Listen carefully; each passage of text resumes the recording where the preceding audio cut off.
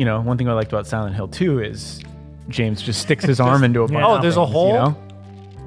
There's something in there. Oh, there's a toilet filled with shit. There's something in there. I know there is. And just Something's telling me. digging in deeper. Oh, I got a key. Who would have thought?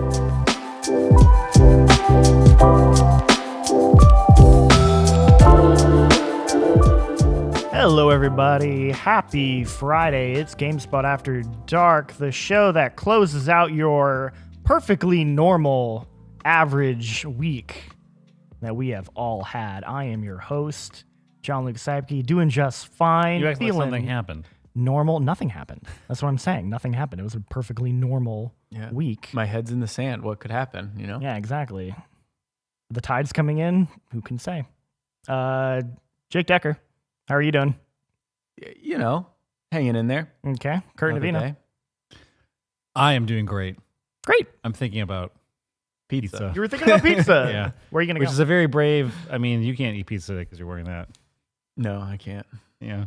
Looks like you may have already got something on there. Yeah, can I see your fucking... I'm going to... I thought you were going to say because of Jake's dairy allergy, but you're like, no. No, he's trying to get me. Oh, I see. I see what's happening. He's trying to get me. I was ready this time. I get it. I was... You weren't ready for shit. Yeah, I was. It's getting to the point where I, the fucker, will start to get fucked. And I can't. I can't do all the tricks I've had up my sleeve. But don't you worry. I know how to shuffle a deck of cards now. Thanks. To you. Oh, yeah. Well, not You've really. known thanks for a to while. You saw me do it, and And you I was were like, what the fuck? if he can do it, I got to be able to. Yeah, so now I can do it. But I'll prove it. We should we should play King's Corner. It's been a while. Let's Stream that. let's do a King's Corner stream. That sounds great. Yeah, we did. We did install the. We have a camera that's installed in the ceiling to look down True. directly, so you can get a bird's eye view and even see our cards, but we can't see each other's cards. Yeah. Oh, yeah. I call those kind of games. Yeah? Analog games. That makes sense, right? Yeah, it does. Yeah. Because I tried saying board games are analog games, and I remember I think it was Lucy James was like, "What the fuck are you talking about?" I was like, It's not. They're not video games, but they're games. They're analog games. Yeah. You hold them with your hand. Yeah. Let's just do analog game streams. Yeah. I agree. Thank you. Absolutely. 100%. Yeah, and we'll call it analog. Let's play analog games. Let's play analog games. So it's been a week. We actually got a lot to talk about. There's a lot going on this week, and I'm not just talking about the big news. There's been a lot of games, other games that I feel like have not maybe been quite in the zeitgeist. Well, I mean, kind of talk about. Unfortunate for them, their embargo has landed. Yeah, they kind of picked on a mysterious embargo that Nintendo had. Yeah, they picked a weird time after their Nintendo Direct. Yeah, So we've covered on the site, on GameSpot, on the Power Block. We've covered the Nintendo Switch 2 stuff a lot, so I don't necessarily want to do a whole big breakdown of it on here. But I guess there is that big news today where we don't know what the price is going to be. We actually don't know what it's going to be. Yeah. In the U.S. Kind of unprecedented. They did pre-orders to figure out how they're going to reprice this console. I mean, again, their Direct happened on the day that tariffs were being revealed. But even then, they were super cagey in the first place of showing what the price was even during that Direct. They didn't show it in the Direct, which I assume is because they recorded a few days and they waited till the last minute. But I do find it interesting that they didn't even hold off for another day. Yeah. Mm-hmm. So, but I don't know. It seems like they maybe just didn't anticipate. I mean, no one anticipated how high and brutal the tariffs are. So, especially in areas that they didn't think tariffs would hit, right? Yeah, sure. It was kind of a shock. Mm-hmm. To be honest, I don't know what else to say about it because everyone has an opinion on it. Everyone has an opinion on it, and also we don't know. Yeah, I also believe that everyone. I have my own opinions and feelings about its price. I am not on the side of people who are complaining about it. I think I actually feel like it's quite an appropriate price in the market compared to how much everything else is in this industry. But I am also empathetic to that everyone has different situations in their life and different financial concerns. But hopefully, I think it's totally fine to be disappointed in being like, oh man, I wanted to get it, but like I can't financially afford it. Like that's understandable. Yeah, like, you can be upset about it. I guess just don't, people are being too vocally complaining about it, and I think people have been spoiled with the idea of what things are valued at in general, especially when it comes to games and media and movies, because we live in a service subscribed world, in a place where games like Fortnite are free, and therefore people just think that things should be priced differently or be free. Sure. So the concept of actually paying for a game like Mario Kart World that's $80, paying a price for that is just like, what? I've been going a decade and have not spent that much. I've been playing this game for free and getting free updates and so on and so forth. So I'm just saying I'm empathetic to people who have to deal with that stuff. I also think like the price of $60 video games like hung around for a long grossly time. Too low. Considering how expensive it is to make games now compared to 15 years ago, 20 years ago, like it's pretty sizable. But I also get the frustration, like we're in a situation where like, I mean, I still pay for a lot of games. I still pay for a lot of my consoles, but I don't pay for all of them. Sometimes they get sent to me, or sometimes I'm able to expense, like. I mean, I straight up would not have as many games if it wasn't for this job. Yeah. I bought my consoles, but never forget, I bought that PS5. I bought my place. And only paid for the $27 reservation fee that Walmart gave, because Walmart never charged me the full amount of money afterwards. Right. And I felt so guilty because I fucking hate that console. Sure. And around me, I watched everyone else be like, I can't get one. Either they're out of stock or they can't afford it. And I was like, fucking shit. I got $27. I'm like, I kind of fucking hate this thing. I honestly think the only console I've never paid for was my Xbox Series X. And I've been here since I paid for my PS4. I paid for my Xbox One. I paid for my Xbox Series S because I couldn't get an Xbox Series X initially, so I just got a Series S. Paid for my Switch. I paid for my Switch Lite, and my Switch OLED. Yeah. So like I paid for my Oculus. I've paid for all my PCs I've built. I haven't got a console for free while working here. Yeah, it's just the Xbox Series X that I got. I think the main privilege is like being able to get to borrow stuff from the office if you need it, like a PSVR 2. Yeah. Sure. Yeah. Otherwise, yeah. I mean, like it is her job, but it is also a privilege for sure. Yeah. Kind of inside baseball, I guess. But yeah. Sorry, you don't need to hear us being like, well, I didn't have to buy this. Like, like that's so fucking stupid. But yeah, I get the frustration about the cost of all this stuff. It's likely going to go up even more. I mean, and hopefully we don't know, but I think it could. It's very likely that it goes up more. And if it goes up more because of, the current administration, that really fucking sucks. It really sucks. Saying that, yeah. Maybe it'll also get some people to actually pay attention. And like understand the value of what it is they're buying. Yeah. And why they're buying it. And the value of their lives. And what they're voting for. And what tariffs actually mean. Very silver lining. But anyway, let's move on from all that nonsense for now. Talk about some video games. Kurt, I want to go Not analog games. Not analog games, video games, digital games. Kurt, I want to go to you first. Hi. Because we had the fine folks of Moonhood of the Midnight Walk in the studio a few weeks ago, and the embargo for that just lifted. If you go to GameSpot's YouTube channel, there is a very long extended gameplay demo that you did with the developers where you get to see that game. Please explain to the audience what that game is and why it looks sick. So for those of you who don't know, Midnight Walk is a completely handmade game, but it's still a 3D analog, if you will. It's actually, in a way, it is analog assets. Every single thing in that game is completely handmade, which it isn't entirely novel because we had games like Harold Halibut. Sure. The difference is that with the standout thing with Midnight Walk is that there are over 700 assets that are made by hand of a team of about like 16 people. And this stuff doesn't really matter in the grand scheme of whether the game is interesting or not. It's just really cool context. And it is described as, in their own words, a cozy horror game. And if I had to draw a comparison, what that means is kind of like Over the Garden Wall sort of style, like cozy horror. Sure. not as goofy and cartoony as Whimsy as Over the Garden Wall is. Yeah. The Midnight Walk does feel very, very dark and very serious in its tones, but those tones still have a whimsiness to them, kind of like a variability. Would I be correct in naming like Corpse Bride or yeah? I mean, I think like, specifically, stuff like that? I think more so. I mean, obviously Tim Burton's a thing, but I think Henry Selick, who directed, yes, like Coraline, unfortunately, because Neil Gaiman sucks. Oh, I I actually always didn't know forget that. Oh, Yeah. That's like because I was like, I thought that movie was fine, but no. I think I love. I Coraline. like that movie a lot. And that book was my favorite book as a child for like years. I didn't know but that. Henry Selick directed that film. I don't want to denounce that people actually put work into things that are good, despite the people who made them who are monsters.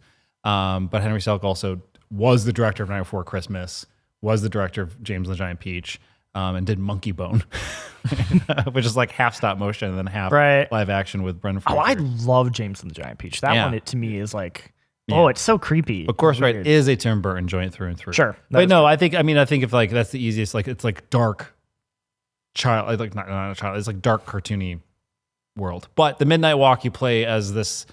I was able to see like 40 minutes of the game, like up close and personal. And it's a first person horror game where you play as like, I forget what they're called, like the Awoken one or something. You like come into this world and it's this dark, twisted, fucked up place. And you basically have to befriend this little Pop Boy. He's named Pop Boy.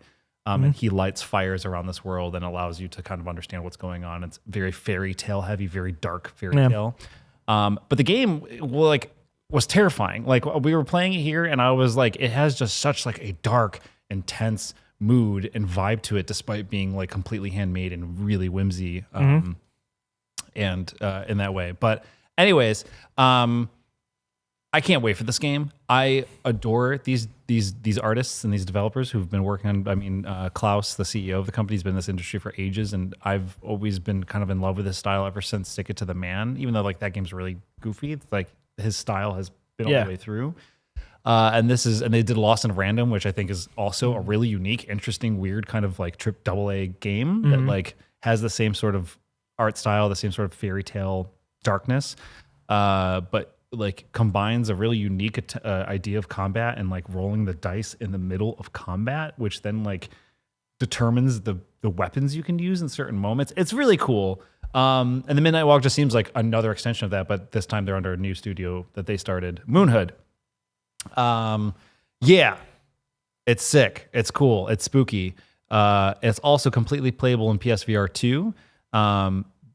Neat. But that is neat because they actually really lean into it because there's like Is it first person? It's a first, So that'd be cool, especially like seeing like the detail on all the models. And if you watch the preview, the opening of the game, when you awaken as this character, your sight is completely blurred and you can't hear anything. So you have to like move through the world with very narrow sight.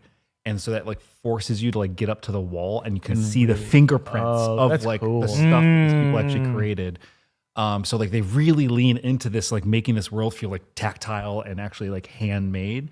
And for context, like when they make the models, they then 3D scan them in, and that's how they do it. But we asked them, it's like, is it faster? Is it really any faster making these things by hand versus making them in Blender or whatever? Yeah. And Klaus said it is infinitely faster because all they need to do is when they are playing and testing their game, they realize, we're missing a thing, and they just have to go down to the table where they create all their stuff, make it, 3D scan it, and then it's in the game. Oh, it's that's like cool. That's neat. So they cut like it's awesome. And I was saying too, like it's like obviously we've seen games that are handmade, but seeing them with such like finite detail, it like cuts in a weird way, like kind of like undermines like graphical capabilities by actually, these things are just being scanned in exactly as they look, and therefore they look amazing. Right. They look so realistic. Swedish, right? Correct. Yeah. Swedish. And then Olav, who is the writer and like director of the game, his like own shoe, like their own items are in the game. So like his shoe is in the game, like used as a thing. And like Klaus's coffee grinder is a thing that like gets up and walks around at one point in the game. That's so cool. But as I was saying, in VR, you can really like get up close. And they have this really cool feature where in order to find something in the world, you have to close your eyes and listen, and all your senses become heightened. And when you play in VR, You actually close your eyes? You have to Oh, that's physically so cool. close your eyes. And then the PSVR 2 can read that your eyes are closed, and that's when the senses go off. So you have to like actually really close your eyes. And it's also a mechanic to defeat certain monsters. So like certain creatures, in order to defeat them, you have to like look at them and then shut your eyes like to wish them away. And then when you open them again, they're gone. So like they use it in such cool, clever, really innovative, sick ways that I'm like, I can't like when they're like seeing it. And when you're playing it flat, like on screen, there's just a bolt button to press to close your eyes instead, but it still has that same effect of seeing a wall and like having the symbol you have to look at and then close your eyes, and when you open them again, it's just gone. You can just like go through it. And it's fucking sick. Man, I want to play this in VR. Exactly. And there's also like, they do such a good job with the sense of scale because they create these actual puppets they created like this whole actual like human-sized puppet that they 3D scanned in one of the worlds. They showed me that puppet is towering over you in this city. So anytime you can look up and like see this thing towering over you, and I was like, this is in VR, this would be amazing. It's just as good flat, but like the idea of scale and scope is just good. So cool to do like a documentary on that game. yeah, it would. Yeah, fly over to Sweden and hang out with those cool cats, 16 of them. I would love to go back to Sweden. When I went last year, I had a great time. Yeah, maybe we can make something that they would put in their games. That'd be Yeah. kind of cool. I've got an idea. LaCroix can. Yeah. Can you Wait, I'll like crinkle it up a little bit. like, can you put this in? But again, I was very happy that we were able to get them in and see that game hands on. And of course, the embargo lifted the day after the Switch 2 Direct, which had its own embargo of lots of things. So kind of a perfect, I don't know, kind of a storm of stuff happening. Yeah. But I'm glad that we got to play it and see it. Me too. It looked really awesome. Do you know when it comes out? Comes out in May. Comes out in a few weeks. Okay. Like, Wow. Yeah. May? Like, Hell yeah. Well, May's, yeah. Well, yeah. I think it's May 8th or something of that nature. So Wow. it's soon. About a month. All right. Yeah. But I was like, as I mentioned, I played Lost in Random. I like that game. It has really cool ideas and mechanics. Right. They don't marry together in the end as like an amazing game, but it's a good game. Cool. Obviously can't say for this one, but it's just, I've seen enough that I'm so excited and like want to see more. And just like the creature, they have this amazing monster that's on these like spider legs, and its face opens up to like another face inside of it that is like fucking terrifying. And you have to like trick this thing and like get into closets to try and like lure it in different ways. But then you have you eventually get a gun that you can like load matchsticks into to shoot and like up around you. Oh, that's cool. But I didn't get to see much of that. I just saw like a very quick glimpse of it. Did you get an idea of how like the gun feels in VR? Like, are you doing? Like, I don't know if you're actually doing that. Yeah. But during the gameplay that I was shown, there is a lot of like physically picking up items. Like for example, when you in the opening of the game, you have to put your ears on in order to hear, and your eyes. So you have to like physically pick up the eyes and shove them in your face, and like pick up your ears and put them on your head in order to actually start hearing the world around you. So I don't know. In a weird way, it kind of, and this is a game I don't like. Just as a heads up. But it did, the way the world works in this kind of puzzly, weird way where like you're kind of figuring out the mechanics of the world, kind of reminded me of Scorn.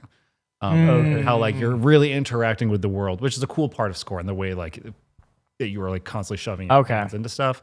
But the game Midnight Walk kind of gave me very subtle vibes, and like as a comparison point of like you will be in the world picking up stuff and using it around you. To be fair, that's not the things I disliked about Scorn. Yeah, It was no, just, exactly. like, That's what I'm the trying to say. Slowness and the pacing and the game kind of meanders. Yeah, and the combat fucking blows. But I did like. It would have been so good in Silent Hill 2 if you could just shove your hand all the way into a fucking shit covered clogged toilet and nothing's in it. You pour your hand out, and you're like, well, that was a fucking waste of time. I think that's a big miss on Bloober Team's part. I think every toilet should be interactable. Yeah. You just stick your. For the one time that there is something, you're finally like, I've covered myself in shit 6 Yeah. times. I'm not doing this again. Well, too bad, kid. You're not going to be able to unlock that door. That's where we put the key.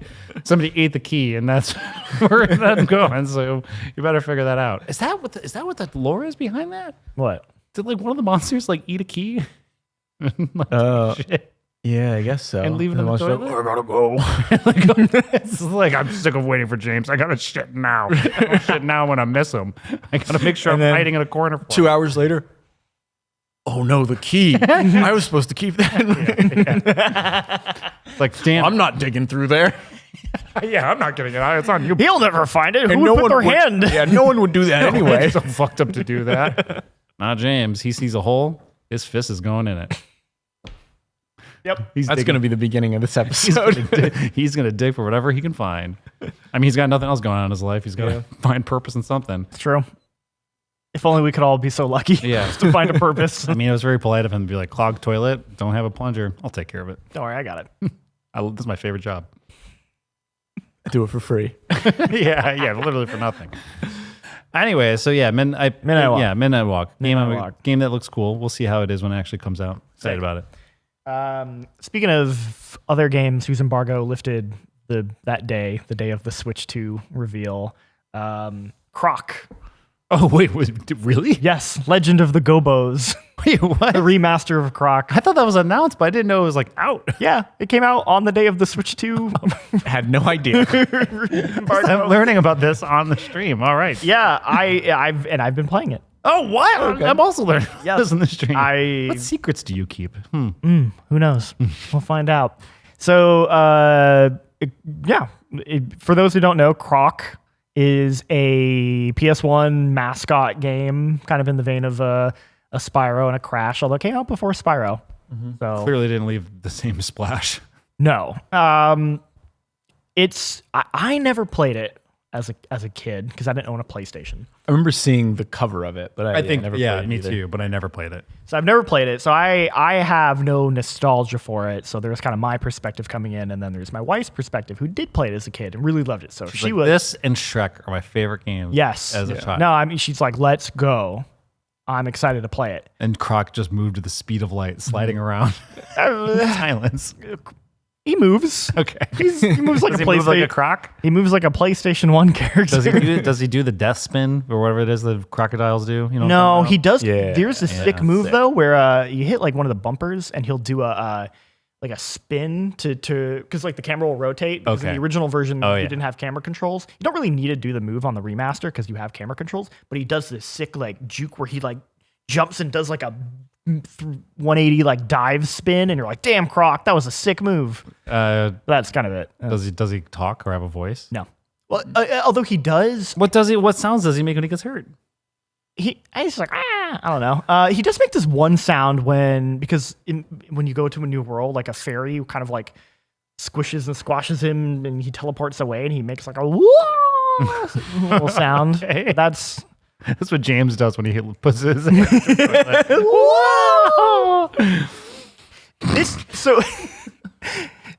So obviously, I think there's like with something like Croc, you have either people like my wife who are like, I love Croc, or I'm nostalgic for Croc. I would like to recapture the glory of Croc. Let me put my Crocs on and play Croc. Put my Crocs on and play Croc. Or you have people like me who I'm like, I'm curious, but I have to say, like, as far as, it's fine. It's like, it's for people who played it. It's for people who played it, or I would say maybe people who played it who want to introduce it to like their kids, because it's very much a kid's game. Or their husband and their significant others. Exactly. And be like, isn't Croc great? And I'm like, it's fine. Yeah. I think it's okay. As far as like holding up as a platformer, like it's pretty basic. I would say it's no wonder that it didn't take off and become the mascot. I mean, they did Spyro and Crash Bandicoot. They did make a sequel, and it had a sequel, so that's kind of. How's the soundtrack? I think the soundtrack's really important for. I actually think the soundtrack is kind of very eclectic and all over the place. Okay. It will kind of switch between different styles and tones, like industrial Nine Inch Nails. And yes, exactly. Bossa Nova beats. Yeah, 100%. Some reggaeton. There's nothing. I don't find the tracks very cohesive. There's no like cohesive feel to it. It just feels like a series of different tracks that are just like, now we have this mood and now we have this mood, but like nothing about it feels together. Okay. And I would say they all feel inoffensively fine. Like there's nothing about those tracks that I don't find them bad, but I'm not like, oh, that's an earworm that I'm gonna remember. I'm just like, yeah, that was a song that would play in a video game. So I like music's kind of whatever. The art style is interesting because it's a remastered game. It's not remastered in the same way the Spyro games were remastered, where they kind of like completely rebuilt it from the ground up. This is more like we redid these PlayStation 1, textures and stuff, and you can tell, you're like, yep, that's a PlayStation 1 game where the textures are like higher res and smoother, and it's not awful, but I do think it just kind of shows sort of the limitations of taking games of that era and up-resing them, and sort of like how you're like, like it looks okay, but it doesn't look amazing. And it's kind of just because, these games look to this way because of the limitations of the hardware. And so it's like, I think they did faithfully recreate it, and to my knowledge, it didn't look like they used any AI bullshit. Like they looked clean. No, it's a Tomb Raider. Yes, exactly. Or like the Tomb Raider one, where they churn like a bunch of wires on a wall into like a rotary phone. And it was so weird. God. Yeah, so nothing like that, to my knowledge, that I saw. But yeah, I'm just like, okay, it looks fine enough. You can play it with the with like the old textures as well, which I preferred. We kind of like tried them out. There's also a CRT filter you can turn on, which I actually think looks pretty good. There's better lighting, and what's interesting is you could actually mix and match them. So you could put the CRT filter on the better textures, or you could put the like better lighting on the old textures. So cool. The one we picked was older textures, CRT filter, modern lighting, and we thought that looked the best for us. Mm-hmm. But the fact that it lets you mix and match is actually pretty cool. And I'm like, more games should totally let you do that. I think that's kind of neat. Yeah. You gonna get it? No. Definitely not. Did you have a PlayStation when you were younger? No. Or no? You weren't allowed to play. Weren't you? Wasn't allowed to play Grand Theft Auto. I think I would have been allowed to play. So if Croc was an open world Grand Theft Auto clone, I would have played it. Okay. You can't play Grand Theft Auto. Well, here's Mafia and the Godfather game and Driver 3, and terrible Croc. Wouldn't that be great if every mascot of that era just went down the Jak and Daxter route, where the first one's a platformer and the second one's a GTA clone? Guns and cars. I mean, did you play Pimp My Ride? Were you allowed to play that? No, because that was an open world driving game. I found out, unfortunately, because that game fucking sucks. Is that one of the games you pulled from the thing? You can't even design your own car.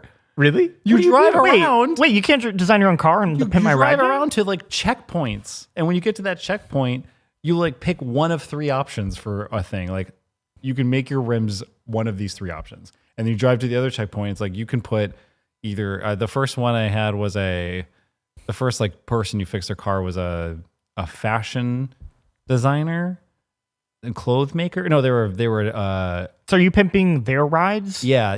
Like your job is so your Exhibit. No.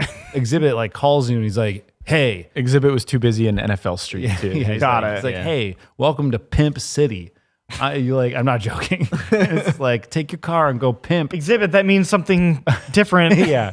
And between the loading screens, it says pimp hint. Here's a pimp hint for you. But you drive around to get their car. First off, you have to raise money yourself. So you have to like drive around and like get money. I'm derailing this from Croc. It's okay. To be honest, I didn't have much else to say about Croc. Okay, well, I'll make this quick.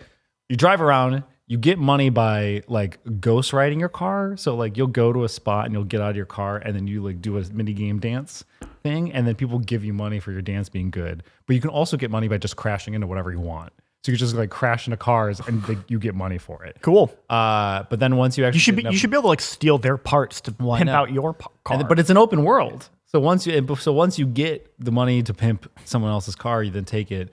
And I remember like it's like you have like three options and three options for those options. So it's like you can like put a catwalk in the back of this girl's car or a sewing machine. Okay. A sewing machine. Because she makes clothes, but she's also a model. Okay. Anyways, and after I did that, I was like, this is fucking bullshit. I want to fucking put a PS2 in my car like they did in every single car in every episode where they're like, not only did we put a fish tank and a grill, your steering wheel is a PS2. We put a PS2 in it. You see these rims? Put a PS2 in them. Every single car and Pimp My Ride. But just, you like your muffler? Do you think PlayStation like was paying them the big bucks? Yes. Yeah, just PS2 needs to be in every car. Do you want to know doesn't matter why the PS2 is the highest selling game console of all time? Because Exhibit right. bought Because so of many Pin My copies. Ride. And not because of like people buying PS2s to play Pin My Ride. Because Pin My Ride was like, we'll buy 50 million of your PS2s And that's to why fit all our cars. that's why they were still making soccer games until 2014 because people were driving around in all these Pimp My Ride cars and they need something to play. Exactly. So, Yeah, anyways, I'm surprised you didn't get that. Weren't allowed to have that because it was, it's a GTA clone missed you out. should have played. Yeah. Yeah, I know. No, there's still time. I got a game from the bucket too. Yeah. Should we explain what the bucket is? for Yeah, context? probably. Oh yeah. Yeah. So it's There's a bucket. there's these two giant buckets of games that are duplicates of what we already have in our game library, and they're all in sleeves. There's no organization. They're all thrown in there, and it's like 6 copies of like Splat, the paintball game that came out in 2002, and like every single year of sports games on like PS2. It's mostly stuff where we don't. Yeah, we're just like we don't need this. There's not a lot of treasure in there. But there are some. There is though because it's also duplicates of stuff. So there, like most of the GameCube games are actually pretty good because it was just like I grabbed a lot. We all got a copy of Peter Jackson's King Kong because on of different platforms. Yeah, we did. It's like so it was pretty great. It's pretty good. But I also got a game called Playboy Mansion. Oh, tell me about that one. I don't know. I wish I could tell you about it. I'm so excited to sit down and play this game. It's not backwards compatible. Well, shocker. lucky Xbox for Series you, X. we have an Xbox right here, an OG Xbox right And here. right there. Right And there. right there. there. And I right there. Jake, come over to my house. I have one. We'll play load up. Okay, we'll play Playboy I will Mansion. not be attending. Oh yeah, you will. But I hear it's like a Sims-like game. It's like a Sims game, but you're like simming Playboy bunnies. Yeah, you're I like guess, Hugh You're Hefner in the go use the Playboy. bathroom. Are or you whatever. playing? Oh, so you're playing as like the god, Sim god, right? Yeah, I think so. I don't know. I so. mean, Okay. But you look at it and it looks exactly what like if it's the just a Sims. GTA clone Where you play as Hugh Hefner stealing cars and and pimping them out? and it has nothing to do with models or anything. I'm Hugh Hefner. You gotta go down the road to respect. And I'm gonna go find writers. I'm gonna go have them write the best short stories you've ever read. Which is, people do say that as a joke, but a lot of writers got their start doing some good stories in Playboy. I wouldn't know. Yeah. Never read it. Ray Bradbury, he's got a few published. Really? Yeah. Wow. Yeah. Most writers have had at least a short story published in Playboy. Good for them. So that game's all about Hugh Hefner. I think Playboy did do video game reviews. Yeah, at Mike one Rougeau point. wrote for Playboy before he came to GameSpot. There you Bam. go. There you go. It's funny you guys brought that up because I was planning on doing a segment where we talk about The bucket. like retro games in the bucket. So I feel like we should just call it. Let's talk about the bucket. let's talk about the bucket. I know I did jump the gun on that. No. So It's Croc is a good game. we're done you talking have- about Croc. We don't need to talk about Croc anymore. There was nothing else to say about Can you Croc. get a wanted star in Croc? No, unfortunately not. So it really brings down the score All right. on that one. Croc's fine. If you have nostalgia for Croc and you just want to play it, you can safely you can safely buy this remaster knowing you're getting like a pretty good version of that game on modern Thank God. systems. Do it for all the games. Agreed. Yeah. Yeah, absolutely.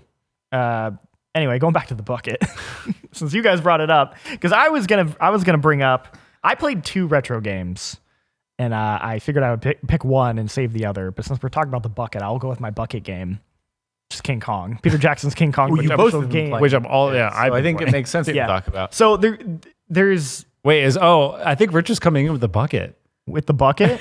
Oh, did Richard bring the? What's Richard happening?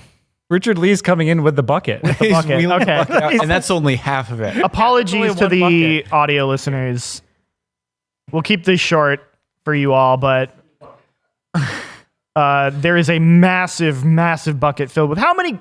Okay, like could we do like a bean counter thing and ask? like how many games are in the bucket? And this is only half. There's another bucket about There's a this many. And second I went bucket. through an entire bucket on Tuesday. You went through the whole bucket. I went through an entire bucket on Tuesday.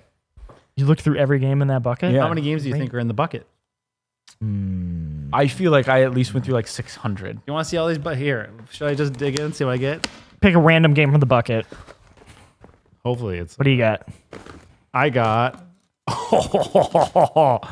I got Terminator 3 Redemption, and I'm pretty sure this is like the bad first-person game. Is that a PS3 game? PS2. Oh, PS2. I was going to say, because there's a couple PS3 There's a games couple in here. PS3 games It's in mostly there. PS2. All right, go reach in. What do you got in the bucket? No, come pick up a game from the Tie to Tasmanian Tiger 2 Bush Rescue. Okay. Really dig in there. Ooh, I got Constantine. Oh, I remember. Xbox. I don't think I went through this bucket because You were I looking would have for that? taken that. I'm I'm pretty taking sure. that. Don't you I'm have to taking like that. use a That's all drinking fountain in that game to get help? I'm pretty sure. I have no idea. I think drinking fountains are a really important mechanic in that game. But Jake, I will say- unfortunately, that's probably also not backwards compatible. Don't say that. So far, I'm like 0 for 2 because all the 2 Xbox games I tried did not work. big mother truckers for the Xbox. I actually tried taking this home for the PS2. However, my PS2 does not run blue discs. It only runs the clear. Why is that again? Because the fuck, I don't know. PS2 is like they had problems. I don't know. Okay. Like each one of those had different, like 10,000 different model numbers for those. Anyway, all right, get that out of here. All right, so that's the bucket. Thank you, Richard Lee. We're gonna come back to the bucket. Yeah, well, we'll make it a thing. You're gonna keep it. I'm keeping this. Yeah. Come on. Okay. Works. So, Peter Jackson's. Can you let me talk on this audio podcast? Jesus Christ. Peter Jackson's King Kong, the official game of the movie, the game. Directed by Michel Ancel Exactly. of Rayman fame. Look at us. I think I feel pretty comfortable saying the greatest game Ubisoft has ever made. It's and so will good. make. It's so good. I don't know if I'd go that far, but it is. What is the Splinter greatest? Cell Chaos Theory. There you go. Yeah, I haven't played I was that gonna say probably like a Splinter Cell or Far Cry 2 maybe. And Far Cry, Far Cry 2 yeah. is good. Anyways, so you're Anyway, so But hold on. I will say Far Cry 2 King Kong walked so Far Cry 2 could run. That I would is agree true. with that. No, I would also agree with that. So for those who don't know, this is a licensed game Hold on though. No, okay, sorry. based on Peter Jackson's King Kong. No one had any expectations for this game, and then when it came out, it was like shockingly good. And it's had a reputation as like one of the better licensed games. But Because not it's- talked about much. but I not feel like. talked about as much. I think like people in the know talk about it, Yeah. but it's not as well known as some of like the bigger ones. Chronicles of Riddick Escape from Butcher Bay. Sure. Kind of the same era. Exactly. What's interesting about this experience, because I've played it before. I had it on PC, and I think I've also played it on 360. I've played this game multiple times. The version we played was the PS2 version, which I assumed, that's the previous gen version. Mm-hmm. Obviously, that would be inferior versus the 360, which was the next gen version. It was a launch title for the 360, and then the PC version I had was based on that 360 version. But I had actually found out, thanks to a video by YouTuber Noodle, who actually did a video on King Kong, that in their opinion, the PS2 version looked better. and I absolutely I 100% agree. It looks way better. And the reason why is probably just comes down to the fact that like they clearly designed that game originally around the PS2, and it was like the PS2 was at the end of its life cycle. Mm-hmm. It was a solved system in terms of like we know how to develop for this system, how to make things look as good as possible, to push that console to its limits. Where the thing about when you play a early next gen games, 360 specifically. 360 specifically, I would say, but just in general, I would say when you play early, in the moment, they feel like, oh, they look so much better because like it's HD now and like the textures and the lighting. But the thing is, like, people don't actually understand how to properly like utilize those new features. So they kind of just take these older models and systems and just kind of like up-res it. And then suddenly you're like, oh, actually that looks really gross and bad. And at the time I thought, well, King Kong looks great. You go and compare them. The PS2 version, despite being a lower resolution and a worse frame rate, looks infinitely better because of all those Those techniques. character models in the 360, like again, because when I was taking this from the office, I was like, oh, it's too bad I don't have a 360 to play that version because X, Y, and Z.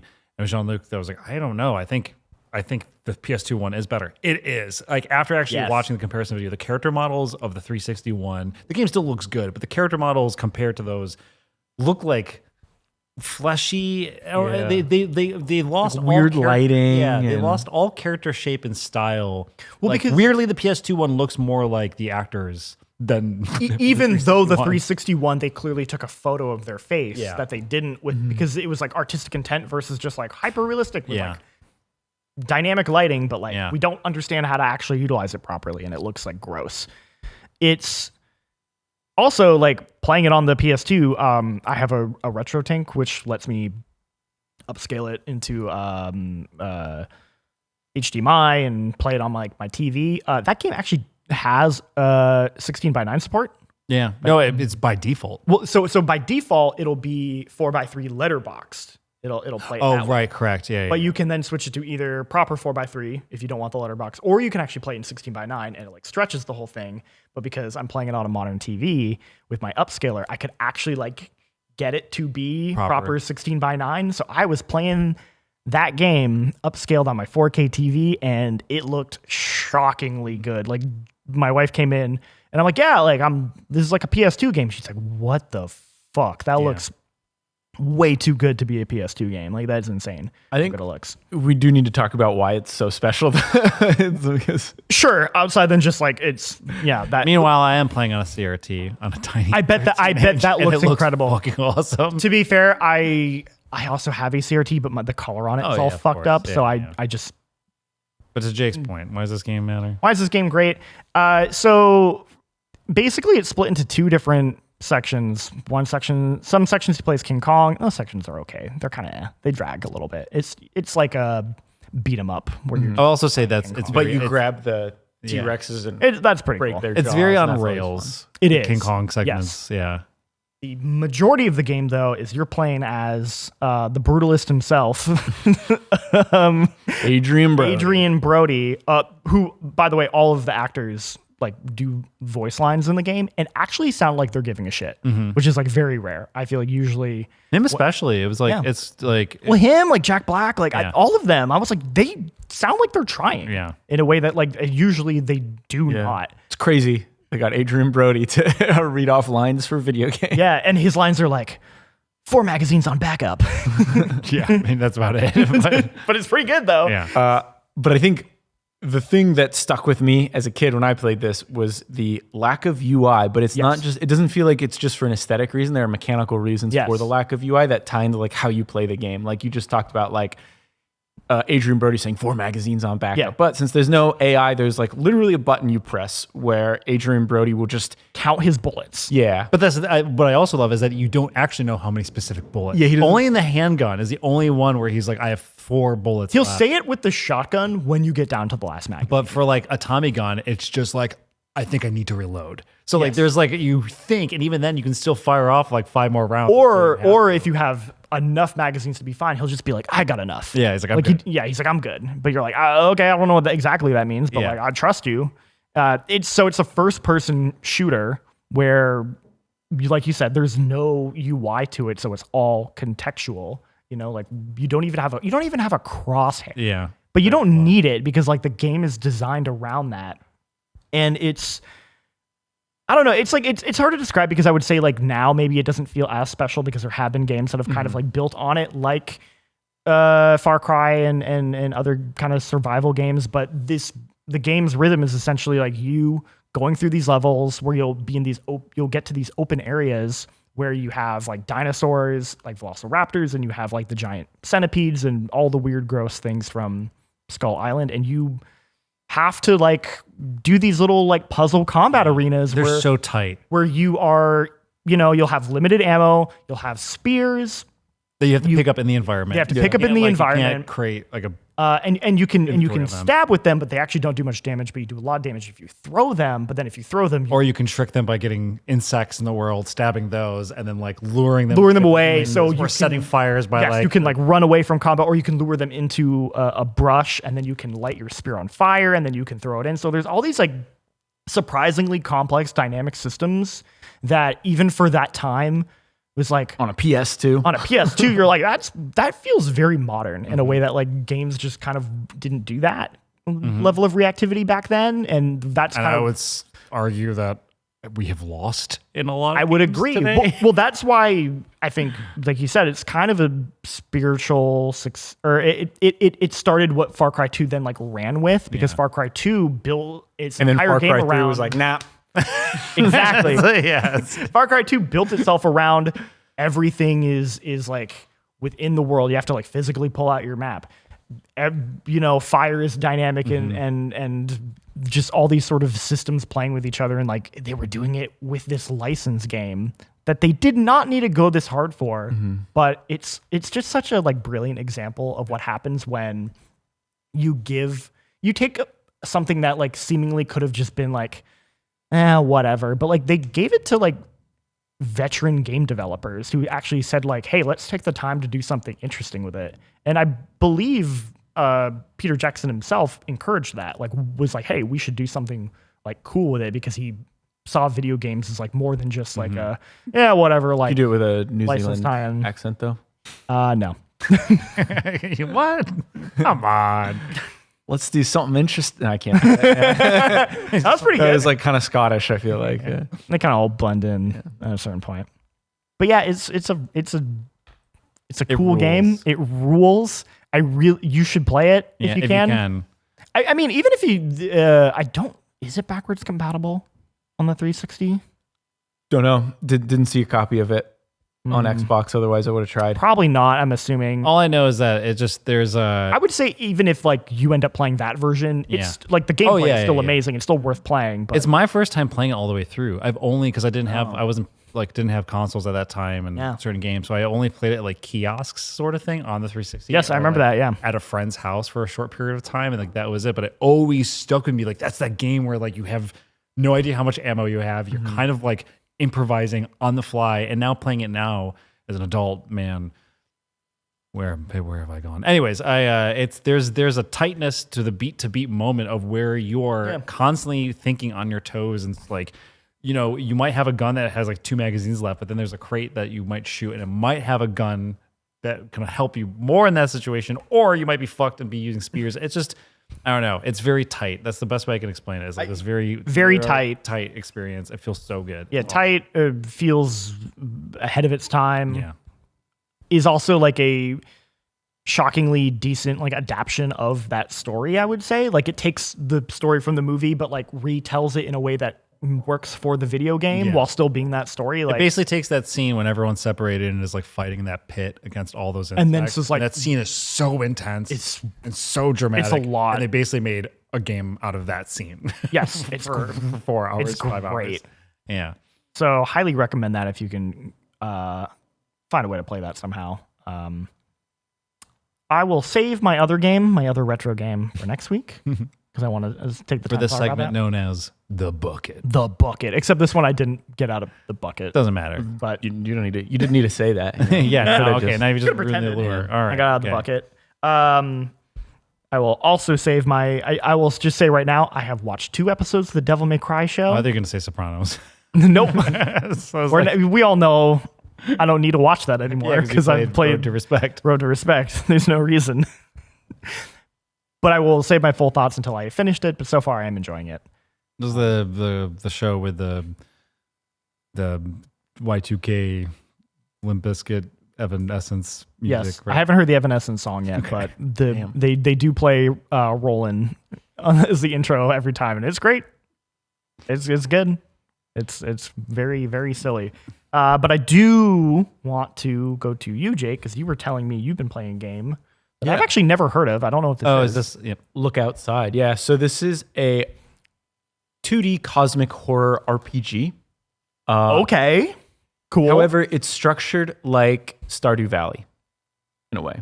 So you're trapped in a apartment building for 15 days, and you can't look outside. If you look outside, it's an instant game over. But the whole thing is there's some like weird cosmic weather thing going on. And anyone who looks outside, they just get all. Oh, they go insane. Kind of. Yeah, well, they don't just go insane. Their like body gets deformed and stuff. So like teeth will start growing out of them and eyes will pop up. But it's all like, pixel art. It looks really good. But the whole like sort of Stardew Valley aspect of it is time passes as you go into different rooms, and eventually you'll have to go to bed. You have a hygiene level, so you need to like shower, brush your teeth in order to like kind of keep your sanity. There's cooking, so you might want to cook a meal before you leave, and you can take that with you, and then you explore this apartment building. And I think you're kind of trying to figure out what's going on. I don't know how much it actually answers that, because cosmic horror, usually it's about not really explaining the thing, but you're at least attempting to. And it's very survival horror, even though it's in turn-based RPG. It looks like Sweet Home. Oh, okay. That's when I was watching Jake play it, because I had heard about it. It like gives me the same vibes as like what happens when you take. You said what was the RPG? It's very Earthbound. Yeah, It's like that first-person Earthbound perspective where like you have household weapons like a bat or a knife, a kitchen knife or whatever, and they'll break after a while, but they don't have like durability. It's like there's a random chance of it breaking after each attack. So like, or like you can like have a kitchen knife and it'll randomly break, and it'll be a damaged kitchen knife, and then it'll randomly break and it'll be like a heavily damaged kitchen knife, and then eventually it'll just break. It's also pretty difficult. I picked the recommended difficulty. And it definitely leans into that survival horror aspect in a way that I think is interesting, but a little frustrating. I've definitely lost like 20, 30 minutes at a time because you can only save in your apartment. So like you're kind of supposed to explore the building, and then when you're out of resources, you go back to your apartment, you cook some food, you get some sleep, you save. And as far as I know, that's the only place you can save. So like there's been a couple times where I've been exploring for like an hour or so, and then I stumble on an enemy that I am not prepared for, and it just kicks my teeth in, and then I lose like 40 minutes, and that's usually when I Alt F4 and I'm like, I'll come back to this later. I don't want to have to do that again. Yeah. But I think it's really clever. It's a Devolver Digital published game. Cool. Has a lot of cool ideas. It's creepy. I really like cosmic horror as well. And I think this does like a cool body horror, cosmic horror, where it's like you don't really know what's going on outside because it's just game over if you look outside. So you just kind of hear what people who have looked outside as they're losing their mind, what they kind of describe, and usually it doesn't make any sense. And then like eyes start popping out of their chest. Or one guy's like, in a creepy segment, like there's a guy who's like talking about brushing his teeth, and you approach him and you're like, is everything good? And he's like, I gotta keep brushing my teeth, and then I can help you. And he does it for a while, and then finally turns around and he's just got like a gaping mouth of teeth, like all the way down. It's creepy. I think it's cool. But it seems pretty well written as well, based on what I've seen, based on what I've played. But yeah, I've only played like 2 or 3 hours. Apparently it can take up to 20 hours. But I'm curious to see how it goes, because I imagine there is a situation where you just do not finish the story in the 15 allotted days, and it's just game over. So I'm super curious to see how that kind of like ties in. It's definitely a game that I wish I could play on my Switch or a Steam Deck if I had it, though. It just seems like a good kind of portable game. A little cozy couch game. Cozy horror. Yeah, I don't know if I call it cozy. It's a little uncomfortable. It's a little disturbing, but I want to play it. I saw it like pop up in the Whispers of the World somehow, some shape, form, and I made a note of it. But then when I actually saw you playing at your desk, I was like, "Oh fuck, that's that game." That I wasn't. Music's good too. It's very like John Carpenter inspired. It's okay. Like a lot of synths and like kind of bright synths compared to like some dark and foreboding music. Like I think it works. Like when you're in an apartment, it's kind of like a bright synthy track, and then you leave, and the sound design is really good. It's cool. I'm gonna get it. I think it's like $10 too. Oh, okay, yeah. I'm gonna check that out. I feel like there have been a plethora of amazing like indie horror games lately, like smaller tier stuff. That I'm just like what? Prove it. Well, Xbox. Well, it's funny. Like this is a much smaller game. I think it was a demo. I even talked to you about it. There's a game called like I'm gonna butcher the name because I'm not gonna quite right, but it's like I Might Not Be a Person or I Might Not Be Human. Oh, you told me about this. I like it's called it's I'm Not Human, like or something like that. Something like that. You told me about it, but I didn't. There was no demo available. It was I don't know. I would like to play it. The game where you have to like you let people in your house and you kind of it's whether or not they're human when or not. it has a sort of similar premise where you basically like the world, for whatever reason, like the ozone has disappeared, and it's like the sun is just like it's too hot to be outside in the day, so like nobody travels around during the day. They always travel around at night. So you'll have people like knock on your door and be like, "Hey, can I stay here for the night?" But they might not actually be a human, and then you have to decide whether you want to let them in. But then you also please, but you also watch them, right? Like they're in your house. Yeah, so you can go into each room in your house, and they'll be there, and you can like ask them questions. And every day on the news, the reports will be like, "Hey, like if you want to tell if they're a human or not, check their teeth." So then you can like go around to people, and you can be like, "Hey, show me your teeth." And then, but you only have like so much energy, so you can only make certain decisions throughout the day. And if they like show you their teeth and they like look a certain way, you'll like pull out a gun and be like, "I'm going to shoot you now," or you can choose not to.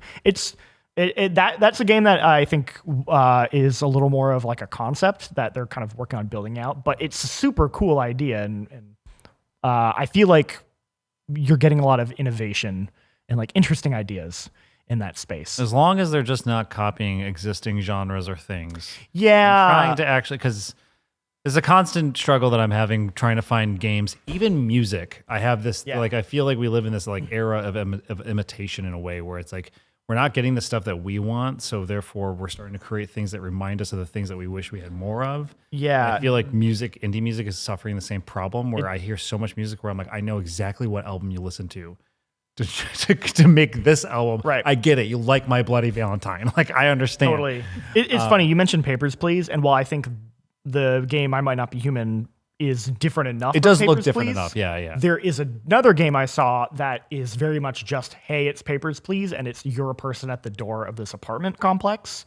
And everyone outside might be a shapeshifter. So they'll come in and be like, "Hey, I just need to get back into my apartment." And you have to be like, "Show me your ID," go through the checks and balances. And it's like a cool, well-made game, but you're also like, this is less poignant. Papers, Please. Yeah, you're like, this is just Papers, Please, but with like shape-shifting, like John Carpenter aliens. Yeah. And you're like, that's neat. Like it's not bad, but it's also like, you've seen that before. I've seen it before. I've played it before, and just a different, and that's fine. Those are why genres exist, but that's not that to bring this all the way back. It's why I'm so excited for the Midnight Walk, because the Midnight Walk does look genuinely different. Yeah. It does look genuinely new. 100%. So I'm excited for that. But yeah, like the Don't Look Outside.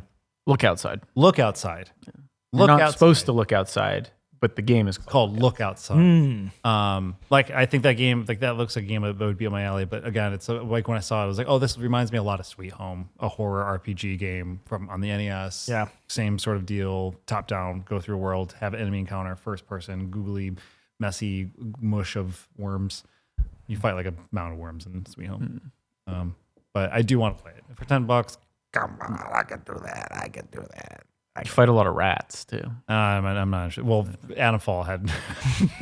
Oh yeah, those Plenty of rat fucking rat encounters fighting. were worse. yeah, I'm kind of ratted out for the moment. Yeah. So although I think I have a clip recorded of a rat jumping at me and me doing a fist into it and it exploding. So I have to look that up. I will say the rats are not rats. They're like No, it's just messed up. You know? okay. Yeah. All right. I think we're going to go check that out. And I think that's a podcast for this week. Thank you, everyone, for tuning in to GameSpot After Dark. We appreciate your patronage as always. Always nice to close out the week for everyone. Kurt, Greetings.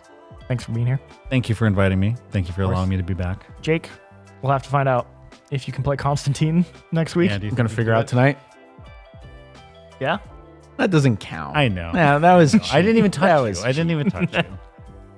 And I'll talk about The bucket. the bucket and whether Devil May Cry is good when I finish watching it all. Can you close it out with a Limp Bizkit impersonation? No, well, I wouldn't even. Do the chorus. I wouldn't even know. You could do it. Well, like, what's rolling sound like? keep rolling, rolling, rolling, rolling, rolling. Yeah, that's good. And there's like the one line where he's like, Hey, ladies. Hey, fellas. "Yeah, see, that's really good." All right, thank you. Is that the song with the line where it's like you could take that cookie? Oh, that's all I did for the nookie. I think that's a different. Yeah. That's Okay, but yeah. Anyway, Hey, ladies. You love Limp Bizkit. I do. You got me.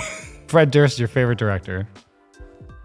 What's he directed? The movie with The stranger, the moose. No, it's the John Travolta movie. Yeah. Oh, the fan. The fanatic. Oh, the Fanatic. fanatic. Oh my god. Yeah. My favorite movie, The Fanatic, starring yeah. John Travolta. Anyway, That's a podcast. that's been a podcast. See y'all, everyone, and keep rolling.